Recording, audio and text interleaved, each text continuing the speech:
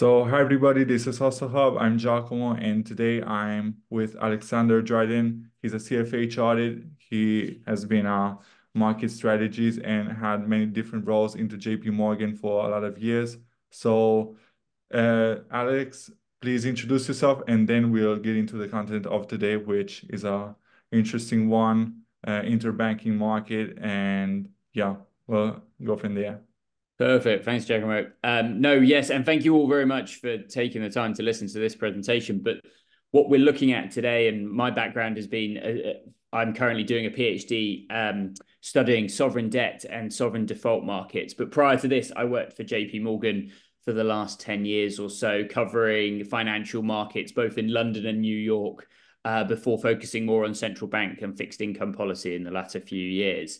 But what I wanted to talk to today was actually looking at something that has been rumbling under the surface late last year into early 2024. We've seen this financial market volcano begin to show signs of life. What financial market volcano am I referring to? Well, I'm looking at the interbank lending market. Now, for those of you that are unfamiliar with this, the interbank lending market is essentially banks borrowing from one another in order to keep the financial markets happy. And the banks, if you've got too much liquidity one day and you want to lend it to another, you do that via the interbank market. And that's what we're going to sort of get into. The reason it matters and the reason why I think people need to focus on this a little bit more is that back in the 2008 financial crisis, the interbank lending market really sat at the heart of some of the challenges that policymakers and financial markets faced because it stopped lending to one another. Banks started not trusting the bank next door. They stopped refusing to lend, and that really caused a crunch within the circulation of money around the system. So that's why it matters. But we're starting to see some signs once again that the financial market and the interbank lending market in particular is coming under stress. Now, what I'm looking at here and what I'm showing you is the interbank lending market interest rate. So we've got the difference between SOFR, which is the short-term lending rate between banks, and then the effective federal funds rate, or the EFFR. Now, normally, if everything was running fine, we would typically see SOFR and EFFR, this green line, the difference between them would be running in slightly negative. And for much of 2023, you can see it has. But every now and then over the course of the last year or so, we've seen little blips where suddenly the markets finds it quite hard to lend to one another at cheap interest rates. And that's where you suddenly see an increase in the cost of borrowing between banks. Now, why is that happening? Well, this is where it gets tricky because typically what we would see is that liquidity and liquidity between banks should be abundant. The central banks around the world have been printing tons and tons of money. They've been using quantitative easing, and they've kept the financial markets awash with liquidity. So we shouldn't really be seeing these blips, yet they're still happening. And they were particularly prominent, you can see, at the end of 2023 and into early 2024, we saw some really big increases. And what this is a sign of is that liquidity within the financial system is gradually being drained away. So why is that happening? And quite frankly, where is the liquidity going? So let's talk about that in the next couple of slides and have a little look about why we're starting to see these rumbles in the interbank market. In order to do that, we need to understand how the central banks operate and how the central banks interact with the financial markets. One of the things that people typically forget about how central banks work is that central banks do not really interact with you and I, the average person on the street, when it comes to influencing economic conditions. The central bank deals with the financial markets. It deals with the banking sector. And by pushing the banking sector to do things, that's how they try and influence the real economy. So if you want to think of it this way, they're almost they're always one step removed from the banking system, from the real economy, and they try to influence via the banking system, which is why the interbank market is quite so important. So how do they go about influencing it? Well, obviously they've got their traditional tools like interest rate policy, and they've got things like quantitative easing. But there are some facilities that are maybe less known to people in the financial markets. One of them is a repo facility or a repurchase agreement facility, and then the other is a reverse repo facility. So how do they work, and maybe what do we get into? And I know this feels complicated, but I think it's important to understand these before we start moving forward. So repo facilities, this was designed post the financial crisis. It was used beforehand. It's been floating around beforehand, but was used significantly before in the financial crisis to try and inject liquidity into the system. And what it involved was banks being able to go to the central bank. They were able to cash in securities, and in return, they received cash back from the central bank. Great way if you're in a bit of a crunch and everyone wants their money back, to suddenly liquidate some of your assets quickly and easily by leaning on the central bank for support. Nowadays, people don't need to do it. The repo facilities has been pretty dormant over the last few years because, quite frankly, the economic conditions have been fairly decent, and liquidity within the broader financial system has been abundant. So we don't need to go to the central bank in order to secure that cash. It's easy for a bank to raise it somewhere else. However, what has been happening, and it's a facility that has been a lot more active in the last few years, has been the reverse repo facility.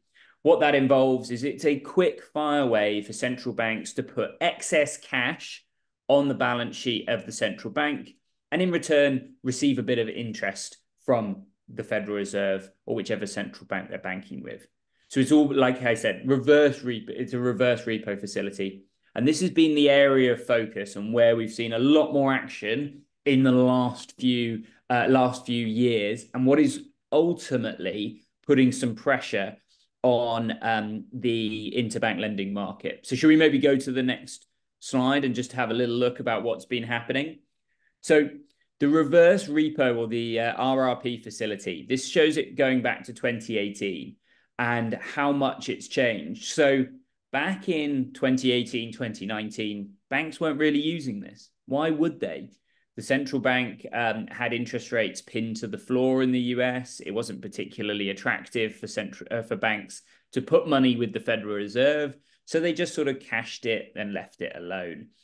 However, as we got into 2021 and there were increased rumblings at the prospect that the Fed were going to start increasing interest rates, what we started to see happen is we saw banks going, oh, I like some of this idea of higher interest rates. Let's start taking some of my excess cash that isn't doing anything, it's not earning anything, and let's put it on deposit with the Federal Reserve via the repo facility. I'm going to start earning a little bit of money for doing that. And what that starts to do is bring in a little bit of healthy profits, helps my profit margins as a bank. And as the Federal Reserve started raising interest rates, this only got more and more attractive. And suddenly the reverse repo facility, in the space of literally about 18 months, went from close to nothing to at one point briefly going over 2.5 trillion in assets sitting in the repo facilities. Huge increase, a massive change in how the interbank lending markets were working. But then again, look what's happened, and you can see it on the chart. After hitting this peak of around 2.5 trillion, it's sort of gone sideways for a couple of years as the Federal Reserve paused the rate hiking cycle, and then suddenly went into quite a sharp decline. And in fact has fallen by about 1.7. I think as we're talking, I think the number's probably closer to 1.8 trillion decline now. So where's the money gone? Like, where's this liquidity gone? Because the Fed haven't cut interest rates. It's not any less attractive to hold money on deposit with the central bank now than it was maybe a year or two ago, considering where interest rates are at. And the guidance from the Federal Reserve is that they're not planning on going back to zero anytime soon. So where's all this liquidity being drained? And like, where is it going? And this is really what is starting to put pressure on the interbank lending market. Going back to the point I made a couple of slides ago, the interbank lending market is very dormant. Everything's fine as long as there's lots of liquidity. But what you're looking at here is a signal that liquidity is being drained from the system. There isn't as much cash floating around. There isn't as much money sitting in the hands of banks to lend to one another. So the ultimate question, where is it gone? What has happened to it? And this is where I think it gets really interesting as we start to put the pieces together. Where is it gone? Well, you don't need to look very far. It's the US government that has been absorbing a huge amount of this liquidity that has been floating through the system. This slide here shows the US public debt issuance going back to 1966 in the US. So all I've done is I've just shown you how much debt issuance has happened each year over the last 50 odd years, or 60 years even. What you're witnessing here is unprecedented levels of debt issuance since 2020, 2021. The US government has switched on its debt issuance and has been doing it to excessive levels. Much of this was done in a response to the COVID-19 pandemic, where you saw trillions and trillions in debt issuance trying to prop up the economy as it went into lockdown. However, that hasn't changed. It's still happening now, and we're entered into a period where public debt issuance has been extraordinarily high. The thing is that if you're issuing debt at this rate, you have to be sucking in liquidity from somewhere. For you to issue debt, for you to sell debt, you have to be draining liquidity from somewhere. And that's what's been happening to the reverse repo facility. We've had this drain on liquidity going on, and we've had this, and much of that has been sucked up by US government debt. Now, a couple of questions that maybe come out of this and areas to look at. If we go back to the previous slide, one of the questions that may come is, well, what happens when we get back to zero here? Like, what then happens next? Well, it's not that when we get to zero, suddenly all hell breaks loose and the volcano erupts. That's not what I'm saying here. But as you get closer and closer to zero, what it means is that the reserve liquidity that has been floating around the financial system is starting to get absorbed. And you're starting to reach a point where liquidity starts to get quite tight. When that happens, you start to see the interbank lending market coming under some real strain, and that's where banks start feeling the real pinch as they don't have that excess liquidity kicking around to lend to one another. Now, the problem is that the US government, and as we'll talk about a little bit later on, is locked in a bit of a debt spiral. It's going to be really hard for them to get out of that. And so you're going to have this continued pressure on financial markets. And one thing that I've talked about a lot on Financial Fables over the last year or so has been the volatility that will come from this. It's not to say that the market is doomed. It's just that we're set for a much more bumpy ride over the next year or two when you've got the US Treasury issuing quite so much debt, sucking up quite so much liquidity, and the central bank being in a position where actually it's needed to tighten monetary policy. So that's the environment where we're dealing with at the moment. So maybe just another thing to highlight and another reason why we're feeling this pressure within the financial markets and why, using that volcano analogy I talked about at the beginning, why is the volcano starting to spew out a little bit more smoke and heat?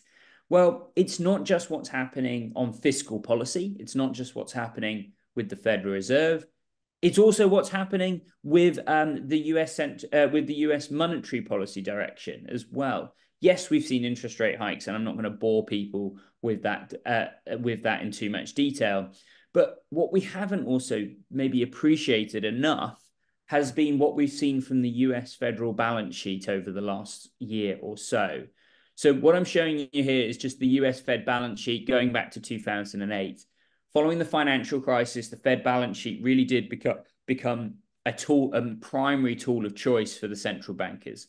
They don't love it. It's not something, if you talk to monetary policy officials, they think it's something that complicates monetary policy programs. It's something that the general public struggle to understand, which can hinder transmission mechanisms. So in an ideal world, the central bankers would not want to use the balance sheet to influence monetary policy. They'd rather keep it simple with interest rates.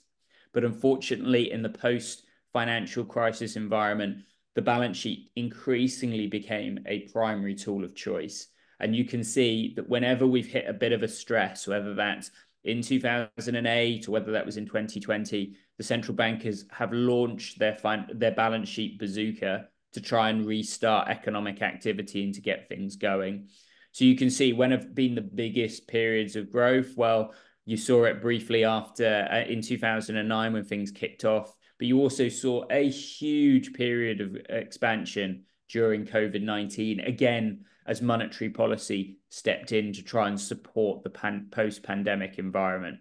However, the balance sheet increased significantly. So we went from an environment where pre-pandemic, the balance sheet was sitting around 4 trillion in size. It more than doubled, briefly touching about 9 trillion. Now, this is not what the central bankers wanted. They wanted to be gradually shrinking the size of their balance sheet. And as we've started to see an increase in interest rates, you've also seen gradual quantitative tightening, or QT, kicking in. So you can see here, we've seen quantitative balance sheet contraction going from about 9 billion. It's fallen by about 1.3, 1.4 trillion since then. Now, it's been relatively okay, considering that the last time that we shrunk the balance sheet, you can sort of see it was around 2019, 2020. It did not go smoothly during that period. 2018, 2019, as the balance sheet was shrinking, financial markets didn't like it particularly, and it caused a lot of pressure, particularly in bonds. This time around, things have been a little smoother, perhaps, but it's been a fairly aggressive pace of quantitative tightening that we've witnessed. But again, this quantitative tightening program becomes increasingly tricky to do once liquidity in the broader financial system evaporates. Maybe to just put that differently, when repo gets towards zero, trying to continue to reduce the size of the balance sheet could become quite tricky. And you've had a number of Fed governors say something similar to that over the last few weeks and months, where they've said, actually, if the reserve repo pool gets towards zero, then the federal government have sucked up a lot of the spare liquidity. If we continue to tighten, that's going to be a real source of volatility over the next few months. So the central bank at the moment haven't really made clear what their plan is with the balance sheet over the course of 2024, but all eyes are on repo. If the reserve repo gets to zero, I'm then going to ask what the central banks are going to do next. If the Fed say, you know what, we're going to continue tightening this balance sheet, things could get quite rocky, particularly in financial markets and interbank markets, as you start to see them really taking liquidity out of the system at the same time as a large amount of debt issuance. That's going to be hard. It's going to be hard for people to absorb that sort of pressure. Does that make sense to you, Graham? Yeah. But what I think about it is that as long as the US dollar is the reserve currency, I think they kind of can afford to be spending so much Yeah. compared to other countries. Yeah. And from what I've seen in the last years, whenever there's a bit of fear, no matter how the US is going, the people in, for example, emerging countries want to have the dollar. So in bad times, from my point of view, I think that the US dollar strengthens in hard times Yeah. more than in relatively peaceful times, Yeah, right? let's maybe talk a little bit about the US dollar, because I've been seeing increasing amounts of chatter about the US dollar as a reserve currency. And this for me is a really interesting area to look at. We haven't seen across history many instances where the reserve currency status of the world has changed. The last time it happened was really the loss of sterling as the reserve currency. That sort of was a gradual process following the world wars, and the US dollar becoming increasingly the currency of choice for people around the world. And some people have pointed at the large amount of US debt issuance and said, look, this is a risk. This is something that undermines the reserve currency. So maybe let's just talk about what we're seeing with US debt dynamics. How bad is it? And then we'll look at the reserve currency status as well. So what I think you're seeing with the US at the moment and what you're seeing with its debt situation is it's stuck in a little bit of a debt spiral. Now, people throw that word around and it sounds quite scary, and in some respects it is. But let's just talk about what that means and how that actually influences the US situation. This is a nice little infographic. I think it presents it fairly well. But what you start off with is rising debt levels. And that's something that we saw following the pandemic. US debt levels had started to really increase. They'd been rising before, but they really started to ratchet up in response to the pandemic. Now, what then that typically encounters is that as debt levels begin to rise, that means that investors increasingly look at your debt situation and go, I don't like this. I'm going to start charging a higher interest rate because your riskiness has begun to shift. You're no longer in the same stable fiscal situation that you were in. You're issuing more and more debt. You're becoming a bigger and bigger risk, and therefore it attracts a higher interest rate. So that's sort of step two. Now, as you have rising interest rate, rising borrowing costs, and you're having rising debt levels, what does that lead to? Well, bigger budget deficits, more money being diverted into servicing your debt. So that's a problem. The bigger your budget deficit is, suddenly the only way to finance that is with more debt, which then takes us back to the spiral, and we have another downwards leg where, well, if you're issuing more debt, that's higher borrowing costs, that's larger budget deficits, and down we go. Now, the question is how do you stop a debt spiral once it's started? And this is a really interesting topic, and one that a really renowned American economist, Barry Eichengreen, talked about at Jackson Hole last year. He presented a paper that looked back over the course of history at how countries had got out of these debt spirals. And what Eichengreen identifies is that ultimately there are only two ways out here. There are only two ways to stop a debt spiral. Number one is that politicians put their hands up and say, this needs to stop. And that you get a collective will across the political spectrum that tackling the debt burden is now become the most important thing. So you saw that, and Eichengreen points to this in his paper. You saw that in Victorian Britain following the Napoleonic Wars in the early 1800s. At the end of the Napoleonic Wars, around 1822, the UK debt burden, or Great Britain's debt burden, hit about 200% of GDP, which was considered just astronomically unstable at the time. Now, the government and the opposition agreed, look, we're going to try and push to get this down. There was a political will across the electorate, across politicians, that this was unacceptable. And throughout much of the 1800s, Victorian Britain ran budget surpluses to try and deliberately tackle the debt. And so it went from in 1822, it went from around 200%. By 1913, it had fallen all the way down to about 28% of GDP. So a dramatic reduction in the debt burden because there was that political determination to get it under control. So that's option number one that Eichengreen present. The second one that we know from history is that you just grow, and you grow your way out of the debt burden. Now, this is where, if your GDP is expanding enough and you're keeping debt under control, then your debt to GDP ratio should theoretically begin to decline. Now, I guess for anyone that's listening to this and they're thinking, well, how likely are any of these two things given the current environment? Well, I look at the US and think, well, I don't see a huge amount of political will to deal with this problem, either from the left or the right. That's not a political view. It just isn't a priority at the moment, despite the fact that this thing gets worse and worse as things begin to spiral further and further. But despite that, it's just not the most important thing for politicians to be tackling at this juncture.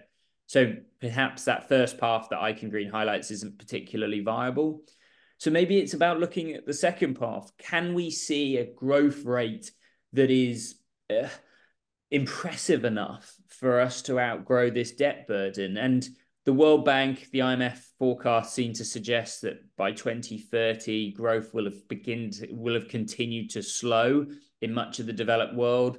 They're citing big debt burdens, they're citing climate change, they're citing an aging demographic profile in much of the world as just problems and headwinds that slow down growth. So I'll say that the second outlook doesn't look particularly great either. However, there are some hopes, and I'm not an amazing technologist, but I think there are some things that can trigger significant and maybe are underappreciated by economists at the moment. But things like the rise of artificial intelligence, I don't know how that's going to transform the economic growth outlook. Maybe that kicks off enough growth. You're also seeing really promising developments in things like fusion technology, which would entirely change the energy dependence of the global economy and pivot us away from fossil fuels and using materials to something that is technically, if the scientists are correct, is an abundant source of energy for the future. That might trigger and change the growth backdrop enough for this debt spiral to be stopped and for us to outgrow our debt burden. But I'll say that those things I say that the pathway looks a bit tricky from here on out, given these things that are happening. So what does that look like? We've talked about the debt. And maybe Please. one thing. Yeah, maybe I don't know what can happen in 50 years, but something like in a 10-year time, what do you think? I may sound like a broken record because I've talked about this in a lot of videos, but what do you think, for example, of the Inflation Reduction Act? What does that mean, for example? Is that going to cause a higher need for people working in manufacturing, for example, and therefore increasing the need for immigrants for the US as an example, and therefore decreasing the average age and so on? What is to what extent does that play out in the growth prospects of the US, and therefore how that could help the US to service the debt? Yeah, so let's have a look at what's happening in the US. And firstly, you asked a question around the Inflation Reduction Act. Whoever comes up with the names for these policies, honestly, I never understand them. The Inflation Reduction Act seems to Has nothing imply to do with inflation. yeah, well, it had nothing to do with inflation. And in fact, politicians have very little control over inflation to begin with, despite the fact that voters often blame them for inflation being very high. Politicians often not really responsible for it. We're living with the aftermath of the pandemic. We're living with the aftermath of inflation expectations, i.e., what you and I think inflation is going to be, Giacomo. Like we're living with that after effect now, and we're living, quite frankly, with some monetary policy missteps that labeled this inflation transitory. Anyway, putting all of that to one side, what do the growth prospects for the US economy look like over the next few years? I think it's easy to be negative, and we could focus on the politics and we could focus on the gridlock in Washington. But quite frankly, I've tended to find that actually political gridlock is not necessarily the worst thing for economic and financial market activity. The reason being is that if politicians can't get anything done, then they can't actually pass anything that gets in the way of economic activity or to get in the way of financial market growth.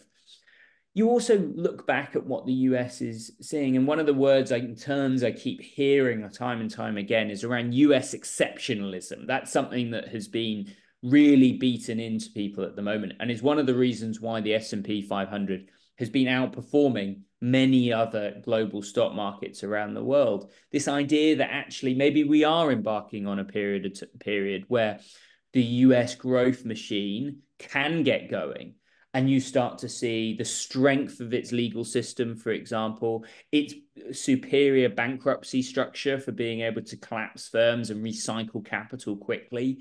Maybe also things like the rise of semiconductors, the rise of and the use of artificial intelligence.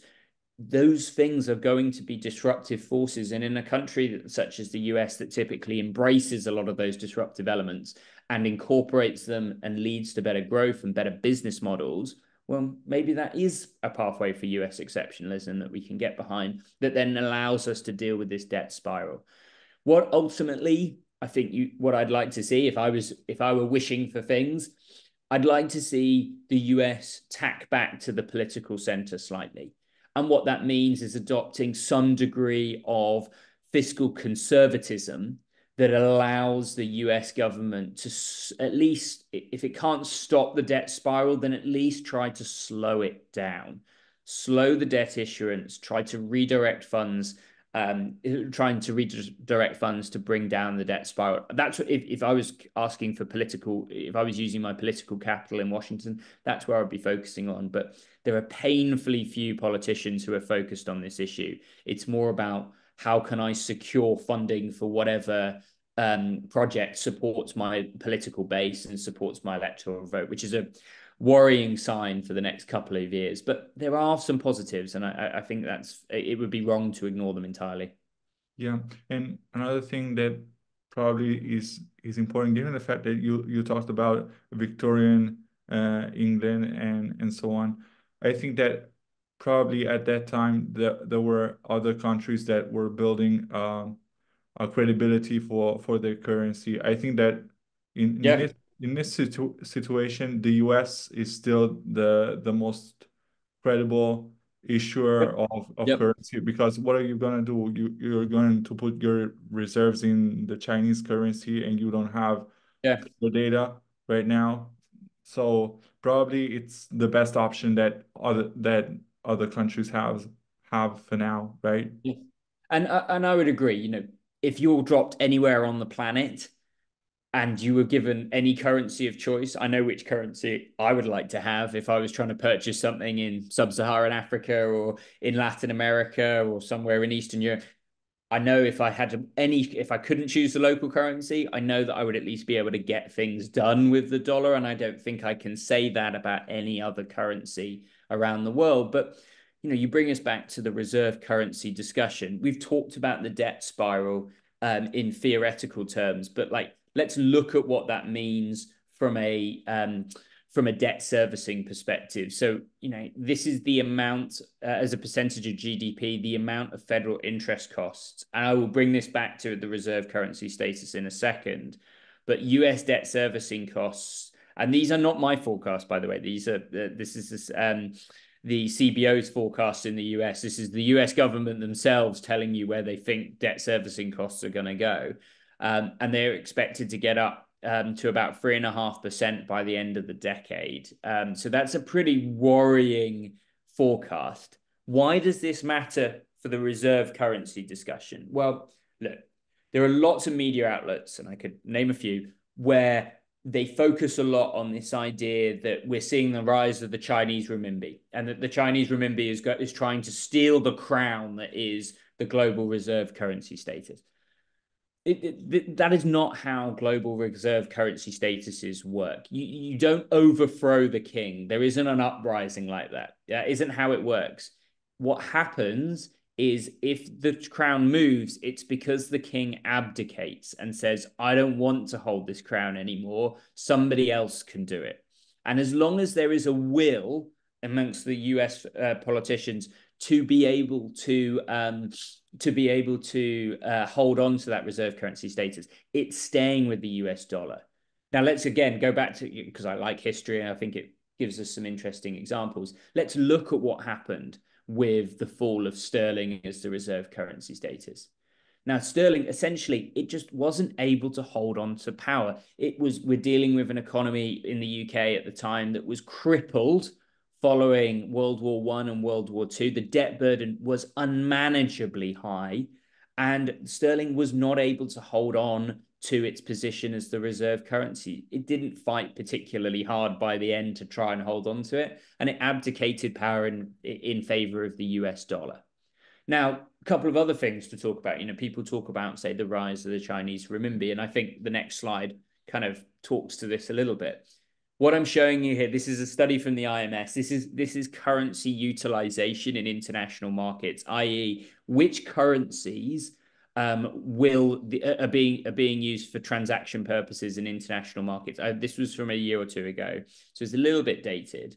However, I still think it gives you an idea about the preference, Giacomo. And you talked about this, what do you want to use in international markets? And quite frankly, people want to use the US dollar. Yes, there's a little bit that happens in the euro. There's still a little bit that happens in pound sterling and Japanese yen. But there is painfully little happening in Chinese renminbi because it's about credibility. Investors themselves typically choose who the next currency king is.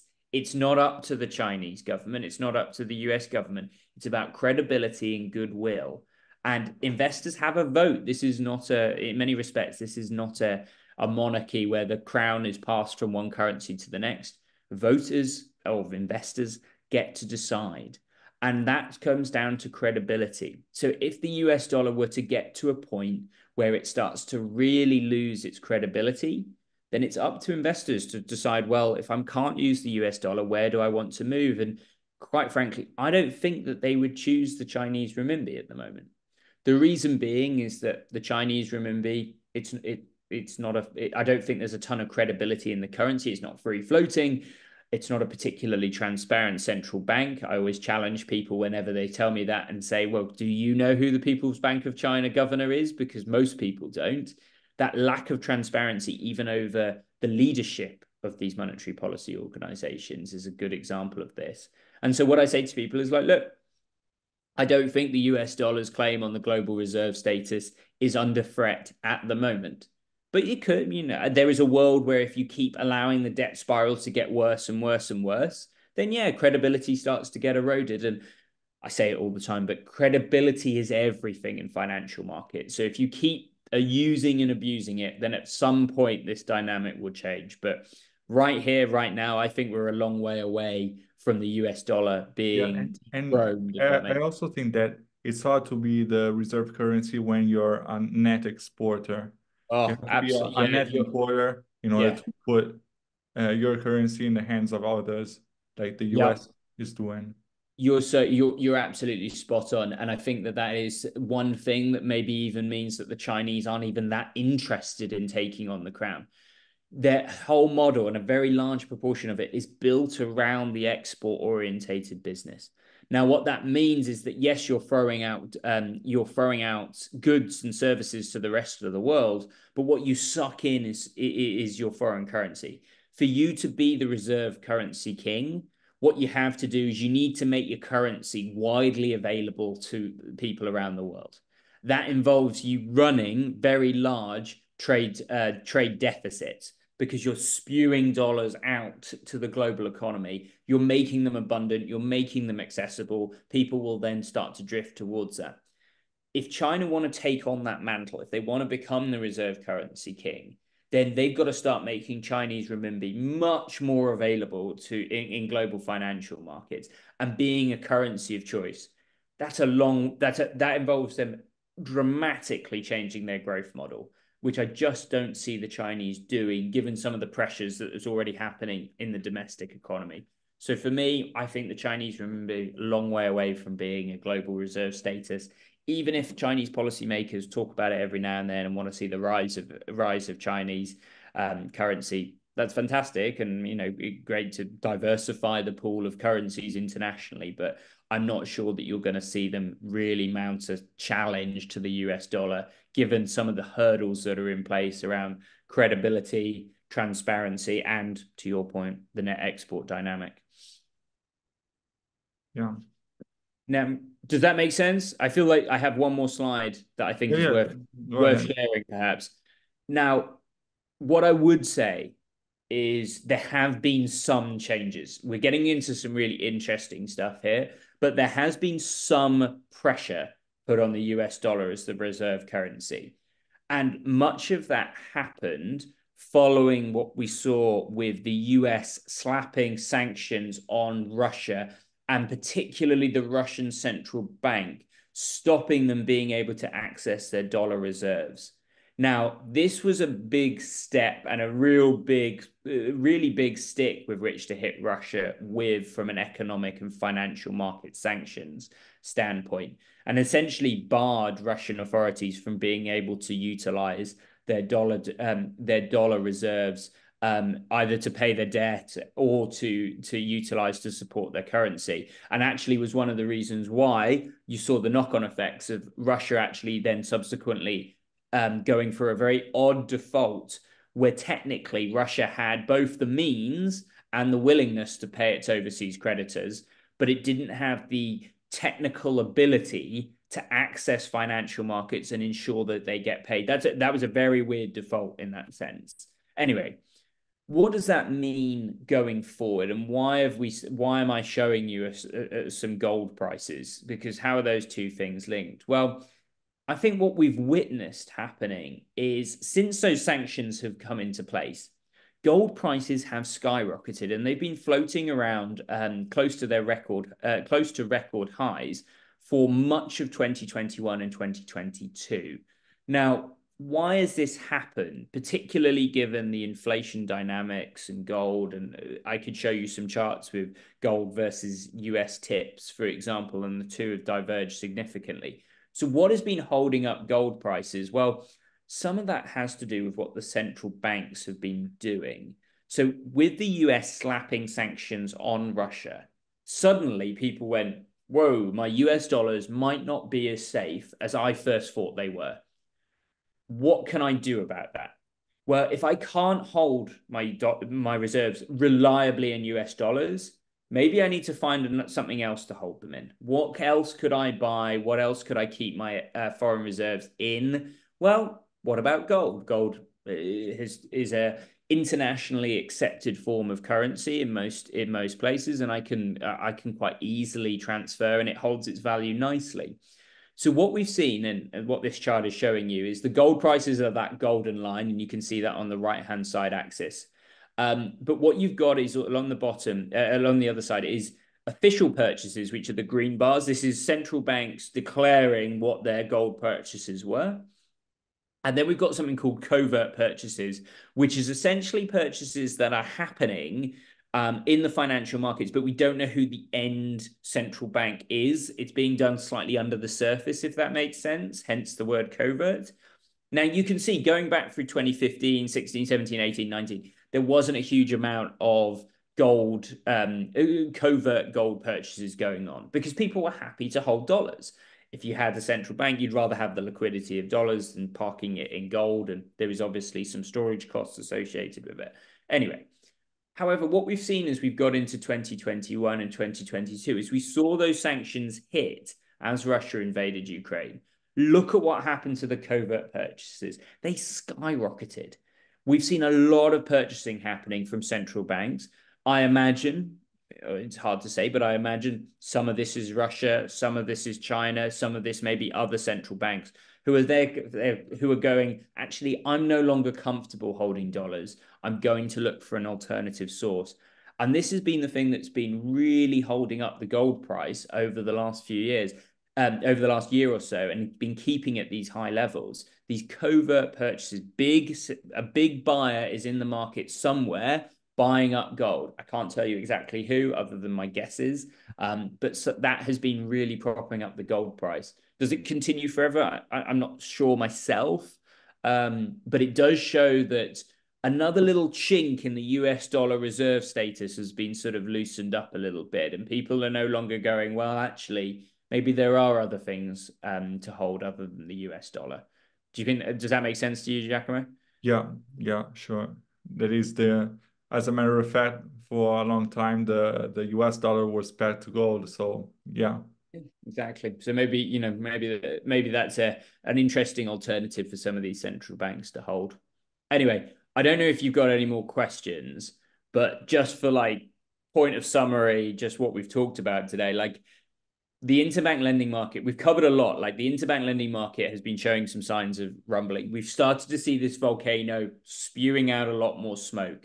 Why is that happening? Because you're seeing this declining liquidity in the financial systems. Much of that is being pushed around because of unprecedented government debt issuance that is absorbing a lot of the excess liquidity. Now, what does that mean for financial markets? In the short term, it's probably going to mean that we start to see a little bit more volatility over the course of this year and into 2025, especially if the US debt spiral continues.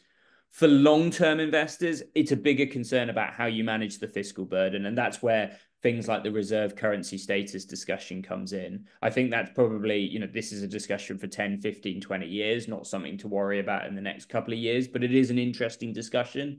And it's interesting that we're seeing quite so much US debt being issued and so little attention being paid in Washington to its ramifications, both from a geopolitical standpoint and a financial market one. But I hope that makes a lot of sense. But Giacomo, you got any last questions or comments? Yeah, I have a few questions. So I think that I think a year ago or something like that, one of the big rating agencies, maybe Fitch, downgraded the US. Is it a game-changing thing? Is that saying something? I don't think that downgrading the US it's a loss of prestige if you want. Like, it's not something that politicians are proud of. Let's say that much. But what I do think it is it potentially it's a signal that the credit rating agencies are not as comfortable with the US and their debt situation as they used to be. And in that report, they cite a few things, some of it which is being political and the inability for Washington to seemingly come to a consensus to deal with the debt burden. That's what a lot of what the downgrade was built around.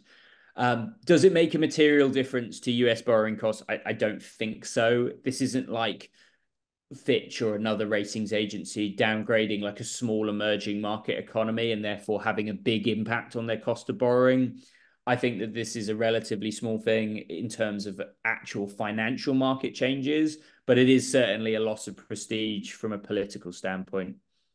Okay. And another thing that it's quite interesting, given the fact that you talked about banking and so on. So I was thinking, just, big picture. If we talked about a bank like Credit Suisse going down 20 years ago, and if you told me that would have almost no effect on the economy, on the market, I would have thought you were crazy. And now we've seen a lot of this. Do you think it's part of a bigger picture that, or the central banks have learned how to deal with these situations and now they are a lot more Yeah. ready to deal with it? It's a really interesting point. I think with the banks in particular, we need to remember that they are not the same animals that they used to be. Like, the banks of today are such different creatures to where they were in 2008 or even in some of the European banks before the Eurozone debt crisis. They no longer do huge investment banking activity, particularly European banks. They do much more boring, plain vanilla lending operations. They collect deposits, they make loans, they issue mortgages. They're not doing all of the stuff that got them in trouble during the financial crisis. So that level of innovation and financial banking activity is very, very different. But I would also say that the central banks themselves have been armed with the regulations and the tools to be able to police them a lot more effectively. So you have to sit on, for example, much bigger reserve requirements than what we've witnessed back in the financial crisis. Just to throw out some numbers, the set ratios, the common equity tier 1 ratios that central banks typically assess the banking sector on. Back in 2008, they weren't called set ones at the time. They were called, there was a name escapes me, but the equivalent for it sat around 8%. Now it's like 18, 19, 20% for some of these banks. There are banks out there like Nationwide in the UK that has like a set 1 ratio, I think, of like 40%.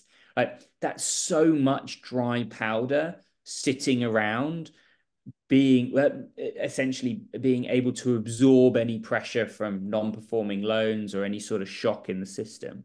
So that's another massive element. The other thing as well, a lot of these banks have living wills. The banks are asked to say, look, tell us how you would go about collapsing your business if the bank were to come under pressure. And that results in a much less chaotic environment. Now, Giacomo, you've pointed out Credit Suisse. Credit Suisse is a really interesting example. Essentially, Credit Suisse was a known risk. It was a known risk in the market at the time. People, if you were asking people what the weakest link in the chain was, maybe it was Credit Suisse. Some people might talk about Deutsche Bank, but most people would talk about Credit Suisse. Credit Suisse made a big bet in their business model, very different from their Swiss peer UBS, where they said, look, what we're going to do is we're going to go after investment banking. We're going to go after the more high octane stuff. That's how we're going to keep growing.